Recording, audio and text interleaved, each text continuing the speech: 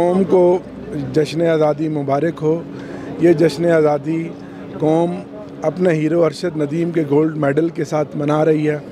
इस मौका पर हमारी खुशी दोबाला हो गई और मैं कौम को ये पैगाम दूंगा, इस मुल्क की तरक्की के लिए, सालमियत के लिए, आइन की बालादस्ती के लिए अपना किरदार अदा करें। और ऐसे मौके पर मैं हुक्मरानों से भी कहूँगा कि जब आज हम आज़ाद हुए तो इस मुल्क के मकबूल तरीन लीडर इमरान खान कैदोबंद की सोबतें बर्दाश्त कर रहे हैं। हमारी ख़वातीन, हमारे शाह महमूद कुरैशी साहब वाइस चेयरमैन, उम्मीद है कि अगला जब हम 14 अगस्त बनाएं तो ये जो माहौल घुटन का माहौल है, फस्तायत का माहौल है, ये ना हो।